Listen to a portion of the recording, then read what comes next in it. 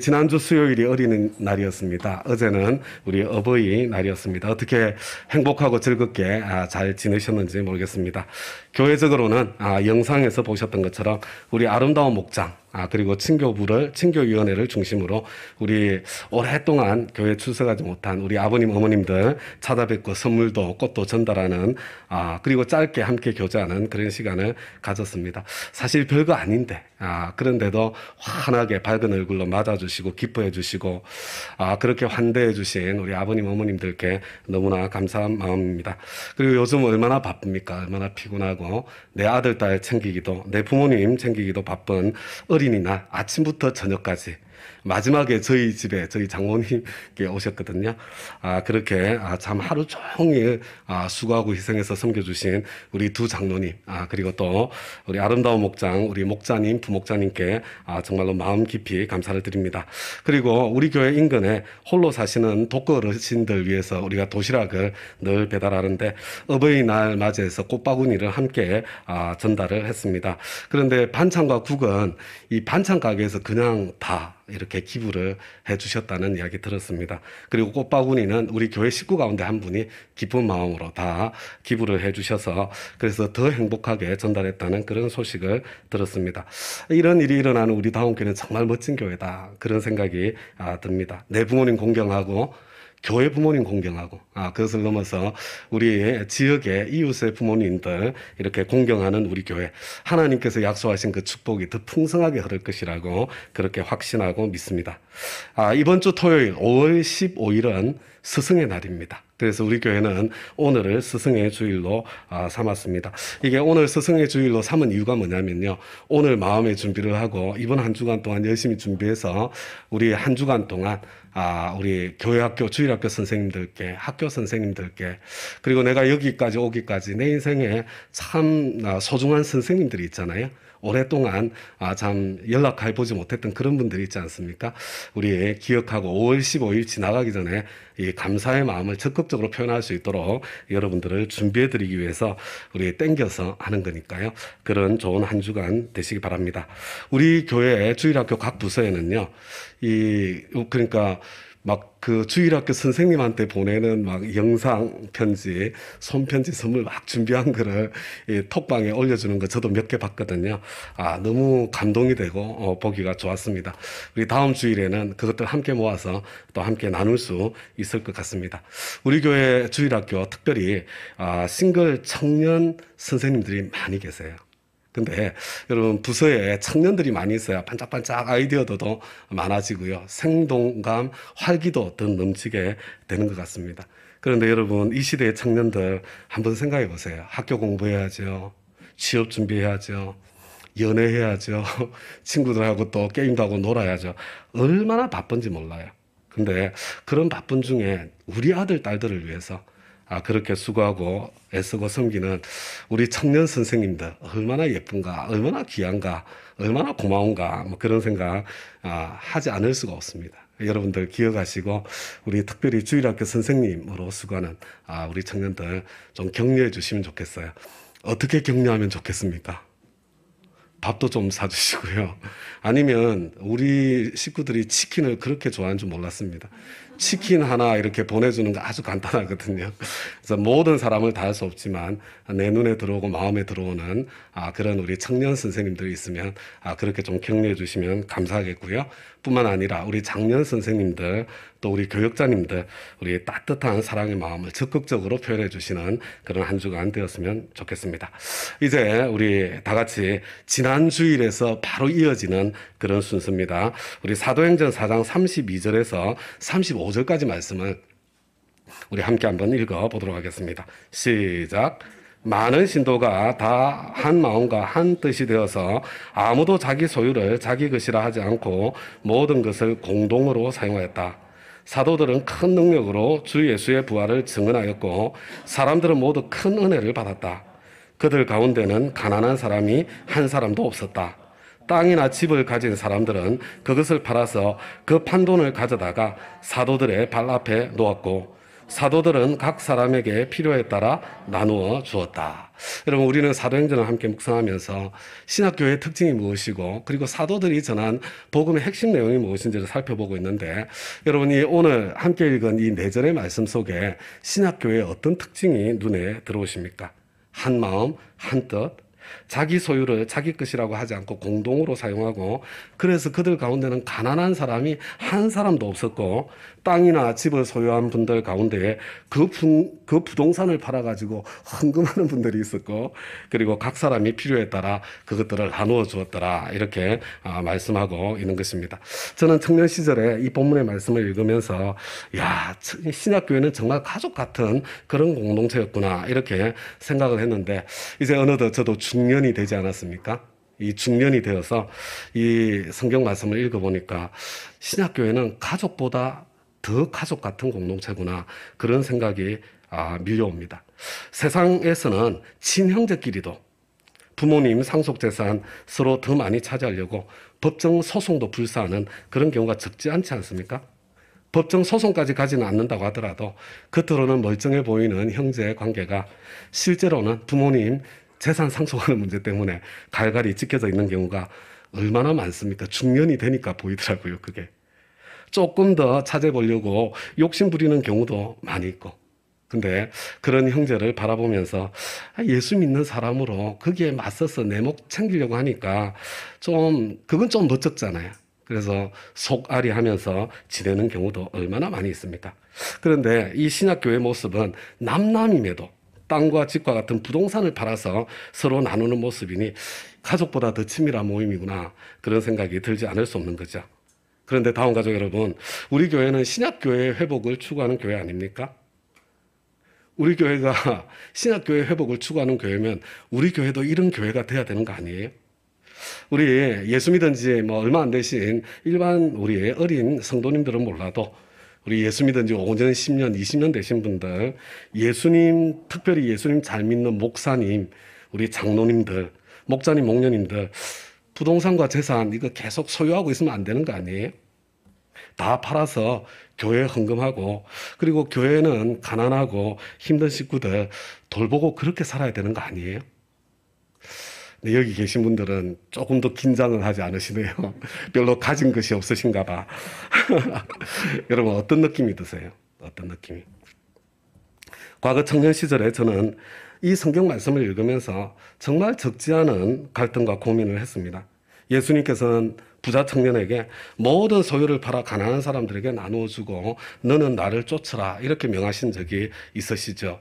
그래서 사도행전의 이 본문을 그 말씀과 연결해서 자동적으로 읽어져요.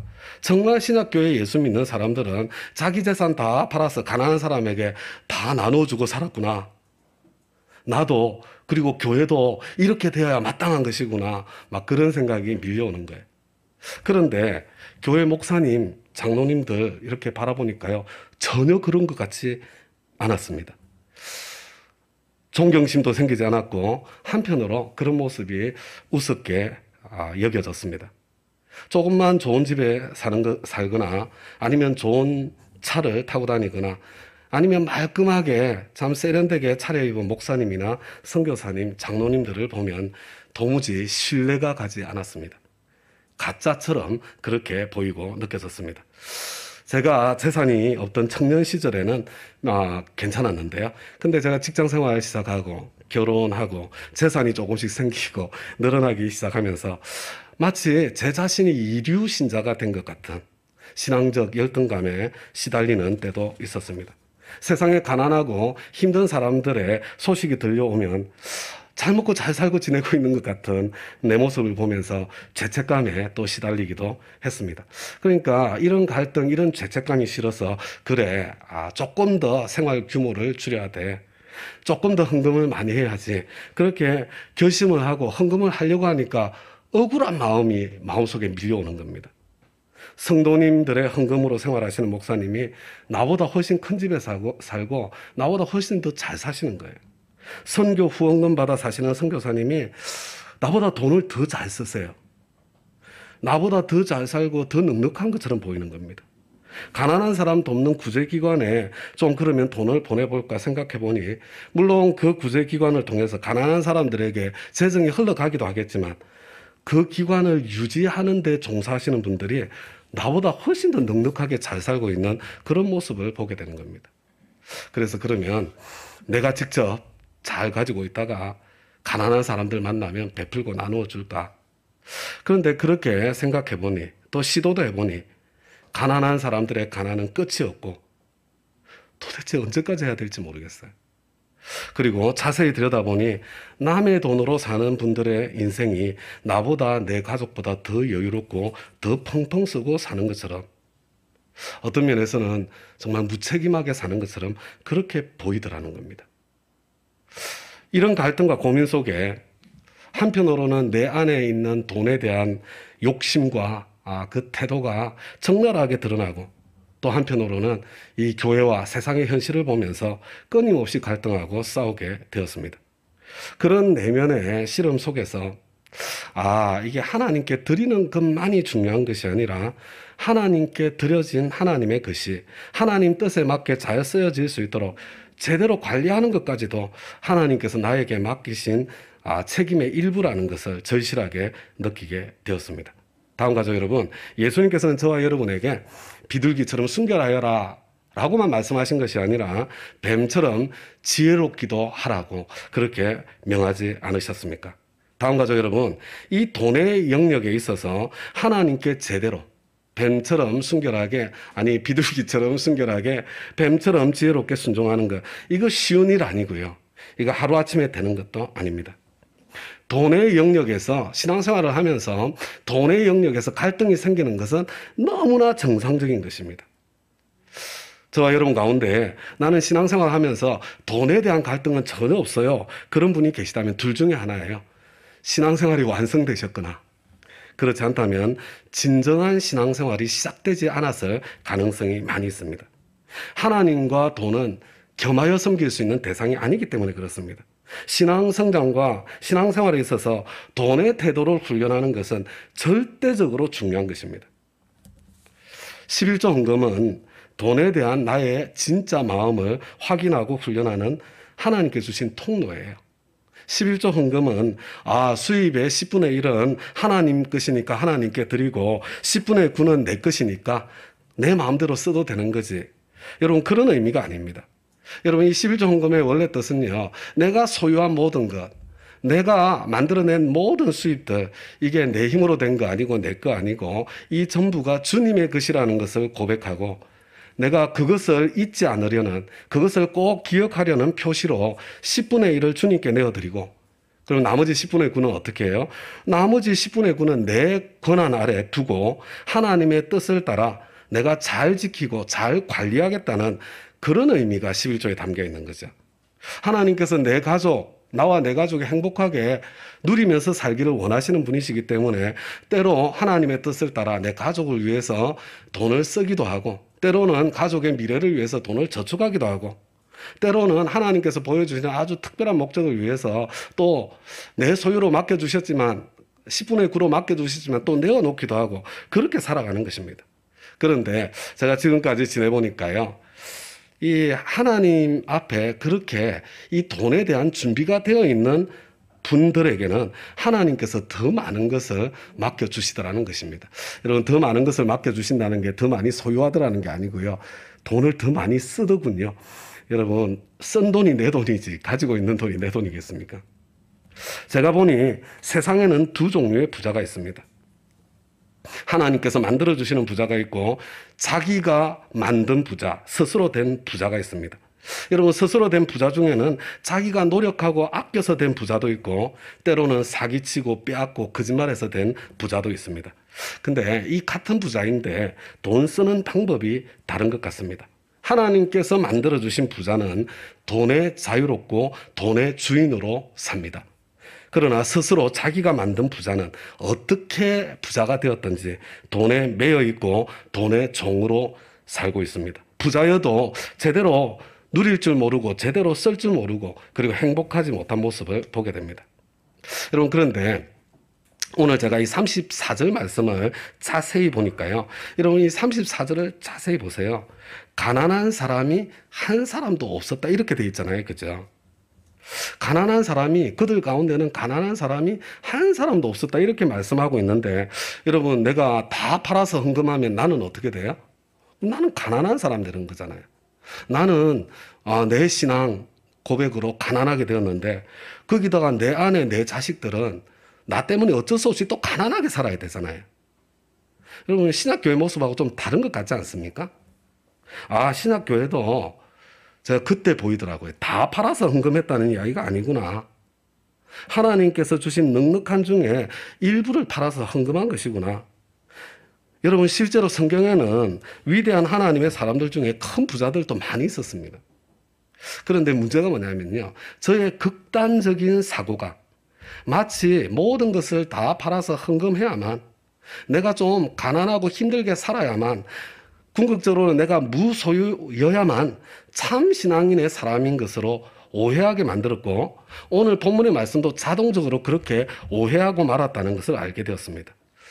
저는요 좀 매사에 생각이 극단적으로 치우치는 경향이 있습니다. 그런데 여러분 그거 아세요? 이 극단적으로 생각하시는 분들이 다른 사람들보다 훨씬 더 헌신적이고 열정적일 때가 많습니다. 다음 가죠 여러분. 극단적으로 생각이 치우치는 것은 많은 경우에 상처가 많아서 그런 것입니다. 여러분 내면이 병들었을 경우에 극단적인 그 생각을 하는 모습이 나타나는 거예요. 우리 교회에 좀 특별히 헌신적이고 특별히 열정적인 분들에게 제가 말씀드립니다. 영적으로 다른 사람보다 더 성숙해서 특별히 더 헌신적이고 더 열정적일 수 있습니다. 그러나 반대로 상처가 많아서 그럴 가능성이 더 많습니다. 나 스스로도 내가 좀 극단적인 그런 성향이 있어 그렇게 느껴지신다면 그런 사람이 저처럼 그렇게 막 생각하는 거예요. 막. 내가 다른 사람보다 예수를 더 잘 믿고 다른 사람들이 형편없는 것이 아니라 그 반대일 가능성이 많다는 것을 여러분 잊지 마시기 바랍니다. 나의 내면이 오히려 병들어 있는 상태일 가능성이 큰 것입니다. 지금 내가 치유가 필요한 상황일 수 있겠구나. 여러분 그렇게 생각하시고 새로운 삶 공부를 좀 할 기회를 만들어 보시기 바랍니다. 새로운 삶을 통해서 모든 것이 다 해결되지는 않으시겠지만 그러나 이 극단성을 해결할 수 있는 실마리를 찾게 되실 것이고 그리고 그것을 해결하는 방법도 배우게 될 것입니다. 하루아침에 되는 건 아니에요. 그 방법을 가지고 평생 살아가는 거죠. 그리고 여러분 35절을 보세요. 35절을 보니까 각 사람의 필요를 따라 나누어 주었다 이렇게 말씀하고 있는데 여러분 이 필요는 어떤 필요일 것 같습니까? 먹고 즐기는 필요일까요? 사치하고 낭비하는 필요일까요? 여러분 그런 건 말 자체가 되지 않잖아요. 여러분 당시의 시대적인 상황을 보면 이 필요는 생존을 위한 필요였을 가능성이 매우 큽니다. 여러분 교회 안에 같은 교회 안에 있는데 생존을 위한 필요조차 채워지지 않아서 고통당하는 사람이 있다면 그런 사람이 많이 있다면 여러분 그래도 내가 막 이렇게 재산을 막 쥐고 살아갈 수 있겠어요? 여러분 그런 상황이 된다면 저와 여러분 모두 다 그죠? 우리 가운데 정말 생존의 위기를 통과하고 있는 사람이 있다면 참 내 것 일부 팔아서라도 충분히 도와주고 싶은 그런 마음이 저와 여러분에게 있지 않습니까? 여러분 그 정도 마음이면 충분한 거예요. 다음 가죠 여러분. 교회 사무실에 있으면 종종 돈을 달라고 구걸하시는 분들 찾아옵니다. 여러분 이런 분들 만나고 대하는 거예요. 이게 보통 힘든 일이 아니에요. 교회까지 찾아왔는데 냉정하게 안 준다고 말할 수도 없고 그런데 딱 가만히 자세히 살펴보니까 뭔가 수상하고 그렇다고 딱히 정말로 이 사람이 필요한 사람인지 아닌지 확인할 길도 없고 여러분 이 사람이 정말로 필요가 있는 사람인지 아닌지 알 수가 없는 겁니다. 우리 교회에서는요, 제가 우리 교회 왔더니 사무장님이 다 상대해 주시더라고요. 그런 분 오니까. 그래서 제가 지금까지 우리 교회에서는 그런 분들을 직접 상대할 일이 딱 한 번 있었습니다. 한 번. 저는 우리 사무장님들께 너무 고맙고 죄송한 마음이 많이 있습니다. 근데 제가 미국에서 목회할 때는요, 그런 분들 다 제가 상대를 했거든요. 그래서 뭐 여러 가지 시행착오도 있었고 참 고민도 많았어요. 제가 마지막으로 택한 방법이요. 구걸하기 위해서 교회를 찾아오시는 분들에게 그냥 돈을 주지 않고 교회 일을 시켰습니다. 여러분, 미국에서 허드렛 일을 하면요, 시간당 $10 정도 받을 수 있습니다. 그래서 저는 시간당 20불씩 후하게 그렇게 쳐드렸습니다. 그런데 제가 돈 구걸하러 오신 분들에게 시간당 20불씩 주겠다, 이런 일을 좀 하시면 하고 난 뒤에 드리겠다, 그냥 돌아가는 사람이 대부분입니다. 아주 간혹 필요한 만큼 일하고 돈을 받아가는 분들이 계셨어요. 그리고 그분들 가운데 드물게 돈이 필요할 때 다시 찾아오시는 분들도 있었습니다. 근데 제가 수년 동안 같은 원칙을 지키고 있었더니 우리 교회에 구걸하기 위해서 찾아오는 사람이 한 사람도 없어졌습니다. 다음 가족 여러분, 헌금하는 것도 힘든데요, 여러분, 헌금을 잘 쓰는 것은 더 힘듭니다. 네, 하나님 앞에 11조 드리는 것도 힘든데요, 여러분, 10분의 9를 하나님의 뜻에 합당하게 지출하고 관리하고 사용하는 것은 더 힘든 일이에요. 극단적인 태도는 신앙의 실력이라기보다는 상처의 표현일 때가 훨씬 더 많습니다. 여러분, 돈에 대해서도 마찬가지입니다. 이게 막 돈 이야기만 나오면 막 스트레스 받고 힘들고 그런 분들이 있죠. 거기다가 이렇게 지나치게 극단적으로 생각하시는 분들, 여러분, 내 상처의 표현일 가능성이 많아요. 건강한 신앙 상태가 아닙니다. 우리는 비둘기처럼 순결하기만 해서는 안 되고 뱀처럼 지혜롭기도 해야 합니다. 균형을 잡는 것이 중요합니다. 여러분, 좌로나 우로나 치우쳐서는 안 되는 것입니다. 우리 계속해서 이어지는 말씀 함께 읽겠습니다. 36절과 37절 말씀입니다. 시작. 키프로스 태생으로 레위 사람이요 사도들에게서 바나바 곧 위로의 아들이라는 뜻의 별명을 받은 요셉이 자기가 가지고 있는 밭을 팔아서 그 돈을 가져다가 사도들의 발 앞에 놓았다. 여러분, 부동산을 팔아 헌금한 사람들 가운데 특별히 바나바의 이름을 언급해주고 있습니다. 다음 가족 여러분, 근데 이거 읽으면서 이런 생각해 보신 적 있으세요? 바나바의 재산은 얼마나 되었을까? 집은 없고 밭만 소유하고 있었던 것일까? 아니면 집은 이전에 팔았기 때문에 이번에는 밭만 팔아서 헌금한 것일까? 뭐 이런 생각 해보신 적 있으세요? 알 수가 없죠, 그죠? 알 수가. 그러나 일부를 팔아서 참 헌금을 했던, 전부를 팔아서 헌금을 했던, 부동산을 팔아서 헌금한다는 것은 옛날이나 지금이나 절대로 쉬운 일이 아닙니다. 그런데 굳이 바나바의 이름과 사건을 구체적으로 언급하고 있는 이유는 신학교에 집 팔고 밥 팔아서 헌금하는 사람들이 다수 있었던 것은 사실이지만 동시에 이것이 아주 특별한 일이었다는 것을 저는 보여주는 것이라고 그렇게 이해하고 생각하고 있습니다. 그러니까 사람들이 바나바를 더 사랑하게 되고 더 존경하게 된 것이죠.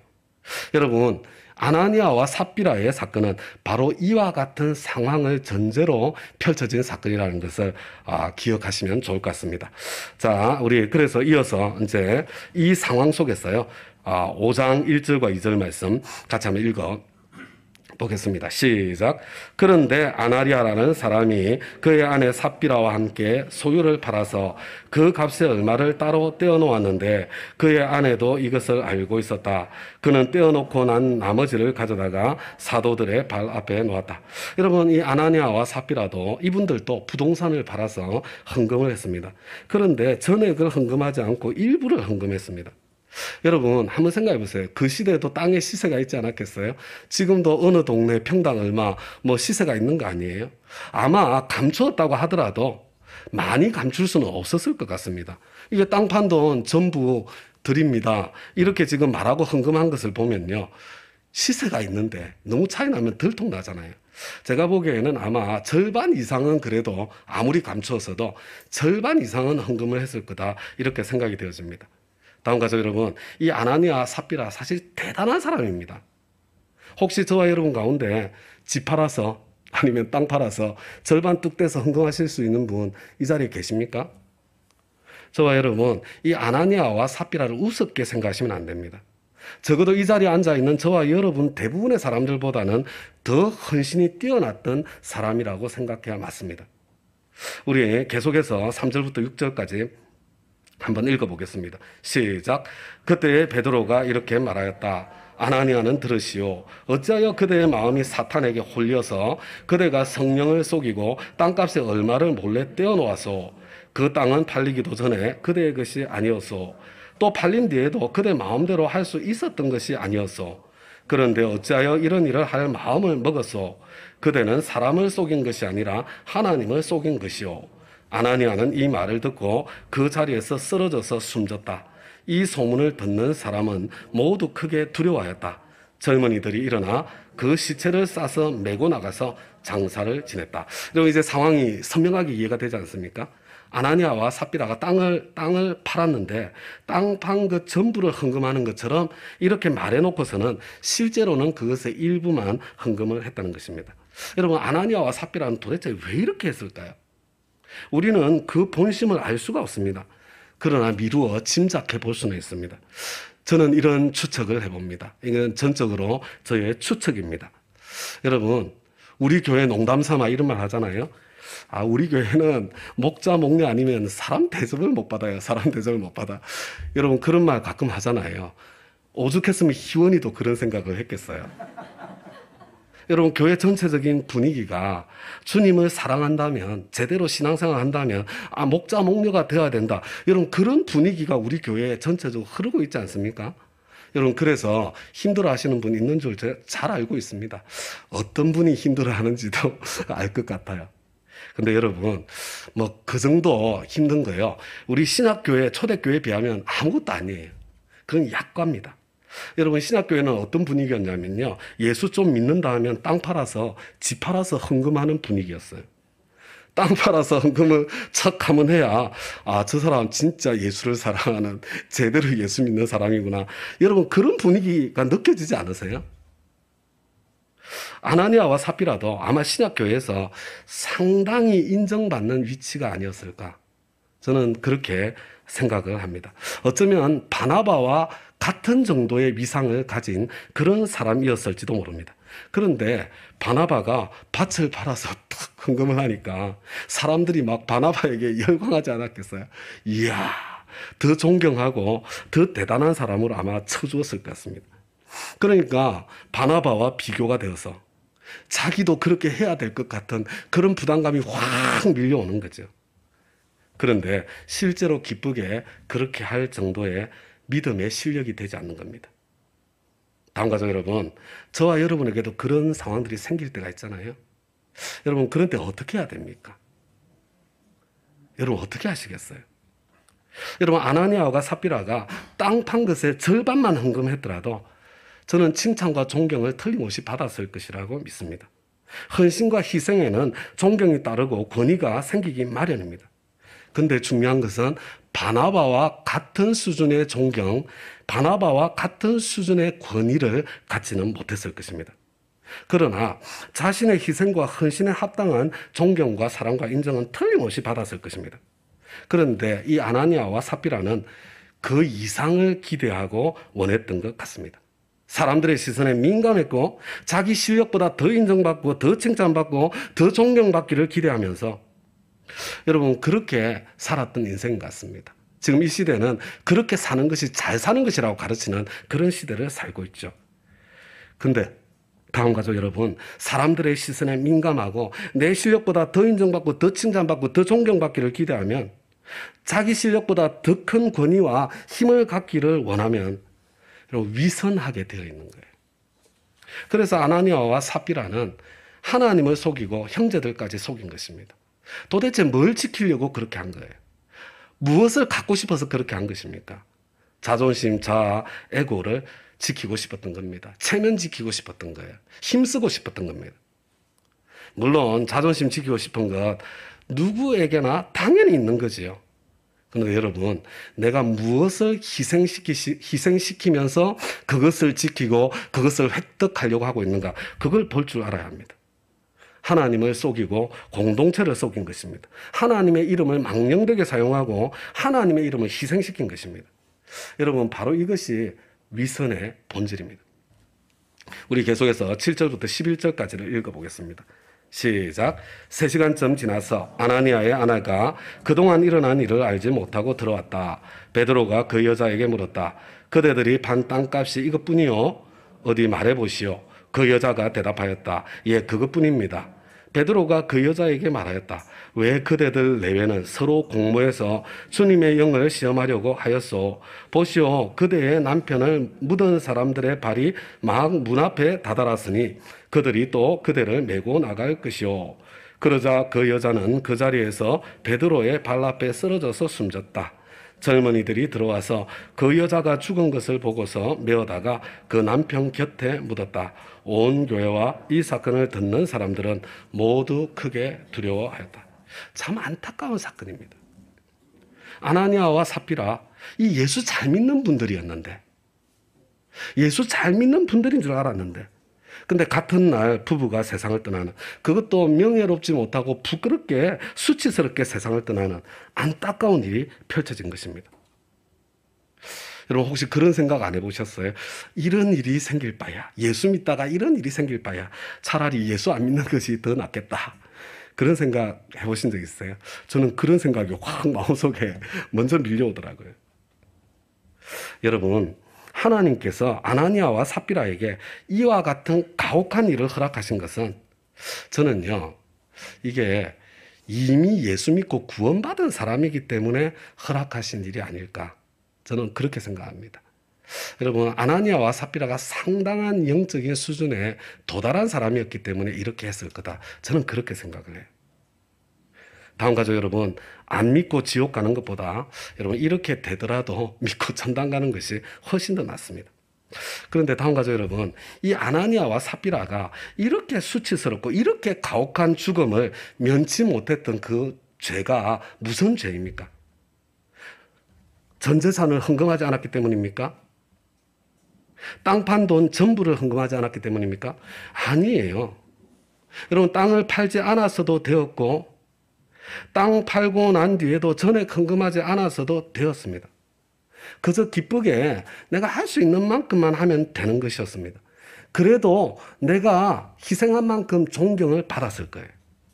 여러분, 그들의 죄목은 하나님을 속이고 주의 영을 시험한 것입니다. 하나님의 이름으로 공동체를 속인 것입니다. 교회에서 더 존경받고 더 힘있는 자리에 서기 위해서 하나님을 이용해 먹은 것입니다. 그들의 위선입니다.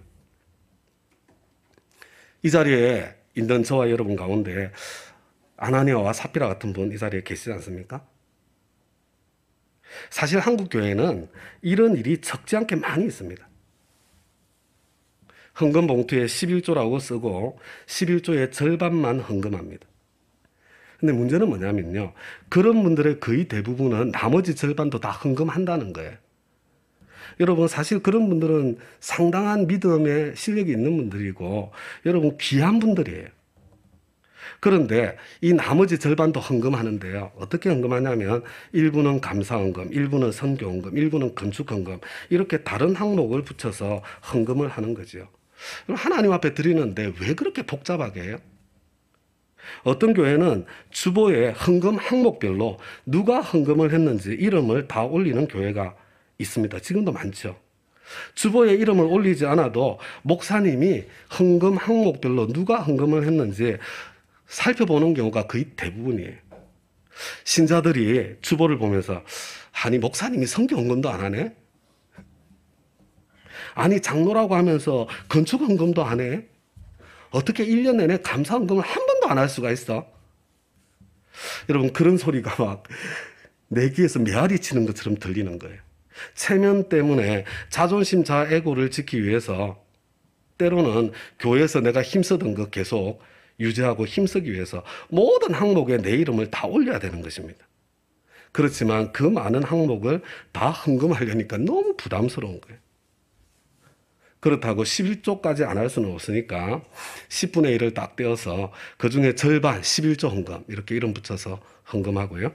나머지 절반은 각종 항목의 이름으로 쪼개서 주보에 내 이름이 다 올라가도록 그렇게 헌금하는 거죠.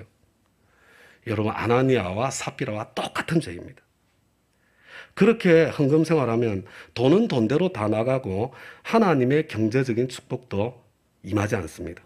그것은 주님께 드려진 돈이 아니라 내 체면 사는데 쓴 돈이기 때문에 그렇습니다. 우리 교회는 아예 이런 일이 일어날 수 없도록 처음부터 헌금자 명단을 주보에 내지도 않았고 창립할 때부터 그랬던 것 같습니다. 헌금 주머니도 돌리지 않았고 헌금함 사용하고 있고, 제가 놀란 것은 우리 교회는 초창기에 모든 헌금을 익명으로 했대요. 봉투에 자기 이름도 쓰지 않았답니다. 심지어 이 예배당 구입할 때 이 큰 돈 들어간 건물이거든요. 근데 그때도 헌금 봉투에 이름을 안 썼대요. 1억 헌금하면서도 자기 이름을 안 쓰고 내는 거예요. 윗선으로 헌금하지 않고 하나님 앞에서 헌금하고 신앙생활하도록, 헌신하도록 그렇게 하려는 그 정신이 우리 교회 안에 흐르고 있는 거예요.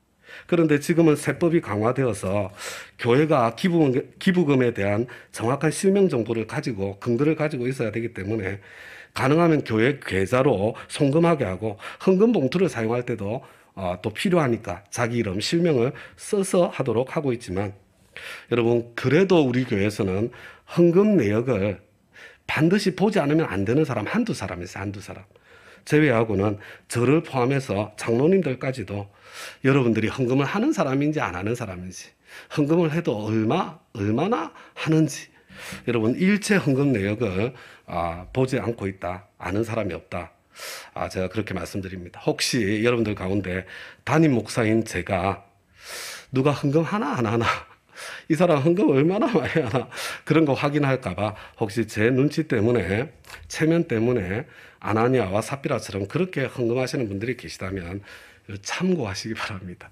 절대로 그 내용을 확인하지도 보지도 않습니다. 예수님 안 믿는 분들은 돈에 민감하기 때문에, 예수 믿는데 영혼 구원 받는데 이 헌금이 장애가 되는 경우가 너무 많아서 참 이렇게까지 우리 교회는 노력하고 있는데요. 근데 저는 개인적으로 이게 한편으로는 좋은데, 이게 정말 잘하는 일이 맞는가? 이게 정말 잘하는 일일까에 대한 이 복잡한 생각이 제 마음에 오갈 때도 있습니다. 다음 가족 여러분, 성장은요, 갈등이 있어야만 성장을 하는 거예요. 그리고 하나님께서는 때가 되면 너희를 높이시리라. 여러분 성장해야, 어느 수준에 다다라야 하나님께서 그때 높여주시고 하나님께서 그때 부어주시는 거거든요. 근데 돈에 대해서 하나님 앞에서 갈등하며 씨름하며 성장해 나갈 그 기회를 근본적으로 막아버려서, 성장할 수 있는 가능성을 막아버려서 하나님께서 주시는 경제적 축복의 통로까지 막아버리고 있는 것은 아닌가.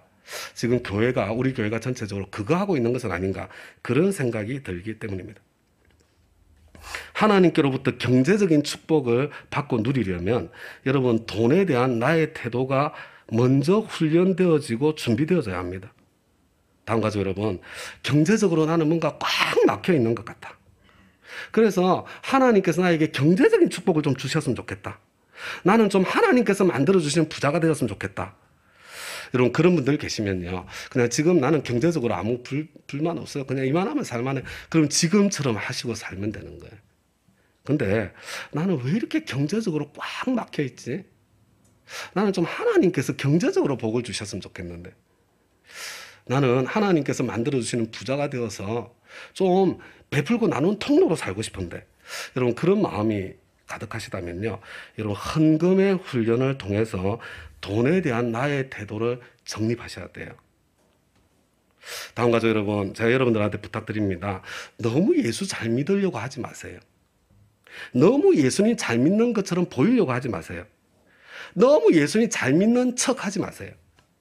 여러분 목장 생활을 하다 보니까 우리는 그죠, 서로 대충 알잖아요. 저 사람 진짜 믿음의 실력이 얼마나 되는지 대충 알고 있는데, 뭘 내가 꽤 믿음이 괜찮은 사람인 것처럼 그렇게 폼 잡으려고 용을 쓰세요. 그냥 솔직하게 나 이것밖에 안 돼요. 여러분 그냥 인정하기를, 여러분 솔직하기를 선택하시길 부탁드립니다. 여러분 내가 예수 믿기 전에도 나를 사랑하셔서 나를 위해서 독생자까지 아낌없이 나를 위해서 내어주신 분이 우리 하나님이시잖아요. 근데 내가 좀 부족해도 이만큼 주님 사랑하고 섬기려고 용쓰고 있는데, VIP도 사랑하시는 하나님께서 나를 얼마나 더 사랑하시겠어요. 여러분, 하나님께서 저와 여러분에게서 견디지 못하여 하시는 것은 저와 여러분의 종교적인 열심이 부족한 게 아니에요. 우리 하나님은 저와 여러분 누구인지 뻔히 알고 계시기 때문에, 저와 여러분의 마음까지 살피시는 분이시기 때문에, 여러분, 그래서 말 따로 행동 따로는 위선을 못 견뎌 하시는 겁니다. 여러분, 한번 생각해 보세요. 내 보는 앞에서 간이라도 썰개라도 빼줄 것처럼 막 그렇게 해놓고서는 뒤에 돌아서 험담하는 사람, 가끔 그런 경험 하잖아요. 여러분, 왜 마음이 쓰라려요? 아니, 그때 나한테 막 웃으면서 이야기하면서 속으로는 나를 이렇게 무시했다는 거지, 그 윗선 때문에 치가 떨리는 거잖아요. 그래서 세리와 죄인들과도 친구가 되셨던 사랑 자체이신 예수님께서도 바리새인들과는 관계가 좋지 않았습니다. 때로는 바리새인들에게 공격적이었습니다. 화 있을진저 바리새인들이 저주를 퍼부었습니다. 여러분, 그들의 종교적인 열심이 모자라서가 아니에요. 그들의 위선 때문에 구역질이 나서 그렇게 하신 것입니다. 다음 가족 여러분, 우리 하나님께서는 저와 여러분의 진짜 신앙의 실력을 잘 알고 계십니다.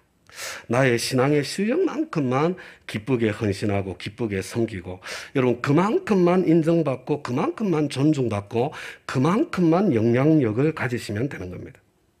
그런데 체면 때문에, 비교하는 마음 때문에, 경쟁심 때문에 나 자신의 신앙의 실력을 뛰어넘는 인정, 존중, 영향력을 추구하게 되면 위선하지 않을 수 없게 되고, 결국은 나 스스로를 불행하게 만들고, 그리고 공동체를 파괴하게 됩니다. 나와 가장 가까이 있는 소중한 사람들, 나의 자녀들, 친구들이 그들이 들어가야 될 믿음의 문, 천국의 문까지 닫아버리게 되는 거예요. 차라리 부족해도 솔직하면 여러분, 이 구원의 문, 천국의 문, 믿음의 문은 닫히지 않아요. 오히려 여러분, 가까이 있는 사람들은 솔직한 사람, 부족해도 솔직한 사람을 존경합니다. 위선을 이겨내려면 있는 모습 그대로 나를 받아주시는 하나님의 사랑을 내가 먼저 누려야 되고, 이거 못 누려본 사람이 자꾸 위선하는 거거든요. 그리고 내가 그 있는 그대로 나를 받아주신 하나님의 사랑을 누리고 난 뒤에 그 사랑으로 형제 자매를 받아줄 수 있는 그런 공동체가 만들어져야 돼요. 그게 공동체성이 깊어지는 것입니다. 솔직함이 자라갈 때에 관계가 깊어지는 것이고, 가족됨이, 공동체성이 자라가는 것입니다. 자, 우리 따라서 하겠습니다. 주님, 저 이것밖에 안 됩니다. 이것밖에 안 되는 저를 위해서 십자가 져주셔서 감사합니다. 주님, 저 이것밖에 안 돼요. 이것밖에 안 되는 저를 위해서 십자가 져주셔서 감사합니다. 여러분, 먼저 주님께 이렇게 말씀드릴 수 있어야 돼요. 근데 여러분, 거기서 이걸 누리고 난 뒤에 한 단계 더 나가야 됩니다. 따라서 하겠습니다. 사실 저 이것밖에 안 돼요. 그래서 예수를 믿습니다. 사실 저 이것밖에 안 돼요. 그래서 저는 예수가 필요합니다. 여러분, 우리 형제 자매들에게 서로가 서로에게 이렇게 말할 수 있어야 됩니다. 그런데 이런 질문, 이제 뭐 한 5분만 더 이야기할게요. 그런데 이런 질문 마음속에 생기지 않습니까? 사실 지금도 아나니아, 삽비라 같은 사람 많이 있는데, 왜 아나니아, 삽비라는 그렇게 한날에 수치스럽게 끔찍하게 세상을 떠나게 해놓고 왜 지금은 그런 사람들을 당장에 죽이지 않으실까? 그죠? 지금도 11조라고 쓰고 그중에 반만 헌금하는 사람들 몇 사람만 딱 하나님께서 죽이시면 그냥 절대로 그런 일이 우리 가운데 안 일어나실 텐데, 왜 하나님께서 지금은 그렇게 안 하실까? 이런 정답 없어요. 저는 두 가지 이유가 있다고 추측해 봅니다. 여러분, 첫째로 저는요, 하나님께서 베드로의 권위를 세워주셨다고 믿습니다. 여러분, 베드로가 공동체 앞에서 삽비라를 향해서 너도 곧 죽어서 나갈 것이다, 이렇게 단호하게 이야기를 했는데, 만약에 아무 일도 안 일어났으면 여러분, 베드로의 권위가 땅에 깔렸을 것 같지 않습니까? 저는 하나님께서 지금도 하나님 당신께서 세워주신 하나님의 사람들의 권위를 같은 방식으로 지켜주신다고 믿습니다. 하나님께서는 사무엘의 말이 하나도 땅에 떨어지지 않도록 지켜주셨습니다. 그래서 저도 하나님, 저 사람 손 좀 봐주세요. 그런 기도 과거에 제가 몇 차례 해본 적이 있는데요. 근데 그 결과를 보고 나니까 다시 못하겠더라고요. 이제는 더 이상 그런 기도는 거의 하지 않습니다. 그러나 대신에 시편 35편 1절 다윗의 기도는 제가 자주 합니다. 주님, 나와 다투는 자와 다투시고 나와 싸우는 자와 싸워 주십시오. 이것은 제가 저를 지키기 위해서 직접 싸우는 싸움꾼이 되지 않겠다는 결심입니다. 그리고 하나님께서 저를 지켜주실 것에 대한 저의 믿음이고 기대입니다. 근데 제가 싸우고 싶을 때가 많아요. 그게 문제죠. 자, 둘째로요. 저는 그때가 우리 아나니아와 삽비라의 때가 교회의 기초가 세워지는 시기였기 때문이라고 생각합니다. 여러분, 평행선은 절대로 만나지 않습니다.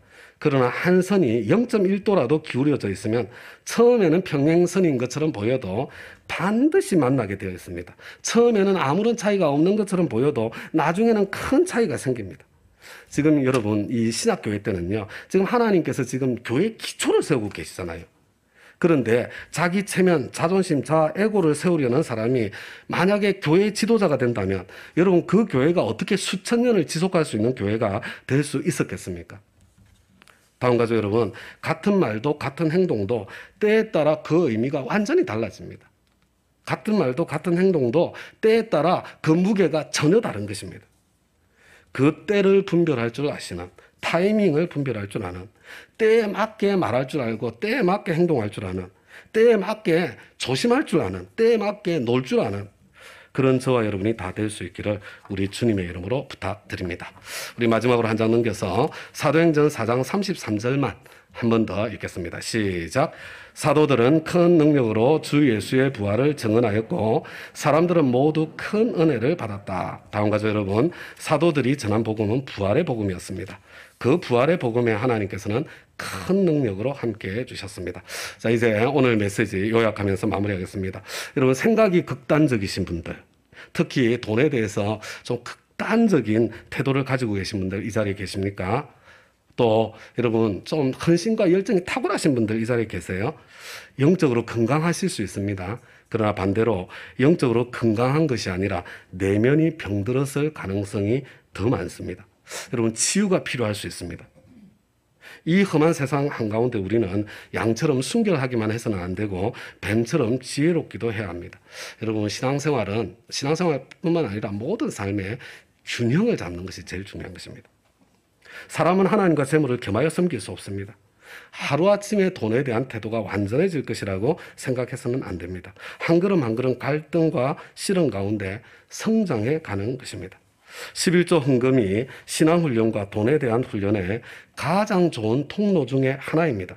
하나님의 경제적인 축복의 통로이기도 합니다. 여러분, 살만하신 분들은 그냥 잊어버리시고요. 여러분, 경제적으로 내가 꽉 막혀 있는 분들, 하나님께서 나를 경제적으로 도와주시는 것을 한번 경험해 보시고 싶은 분들, 11조의 훈련을 시작하시기 바랍니다. 하나님께서는 아나니아와 삽비라를 통해서 사람에게 더 잘 보이려고, 내 실력보다 더 인정받고 더 칭찬받고 더 큰 영향력을 가지려고 신앙의 영역에 있어서까지 비교하고 경쟁하고 그래서 위선하는 것이 교회를 교회답게 세우는데 얼마나 파괴적인 것인지 여러분, 그것을 적나라하게 보여주셨습니다.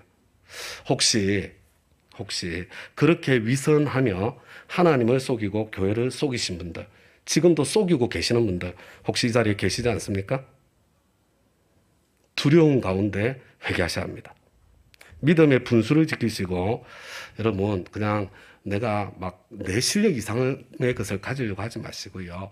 그냥 기쁘게 할 수 있는 만큼만 하시기를 바랍니다. 자, 이제 한 번 더 따라서 하겠습니다. 주님, 저 이것밖에 안 됩니다. 이것밖에 안 되는 저를 위해서 십자가 져주셔서 감사합니다. 사실 저 이것밖에 안 돼요. 그래서 저는 예수가 필요합니다. 우리 교회는 있는 모습 그대로 나를 받아주시고 사랑하시는 하나님의 사랑과 은혜를 내가 먼저 누리고, 그래서 서로를 있는 모습 그대로 좀 소중히 여기고 존중해주고 받아줄 수 있는 그런 우리 교회다운 교회, 십자가 보혈의 그 능력이 늘 흐르는 교회, 우리 모두 그런 교회 세우도록 함께 힘써 나갈 수 있기를 바랍니다. 바로 그 소원을 담아서 우리에게 소원이 하나 있네. 다 같이 일어나셔서 하나님 앞에 찬양하겠습니다.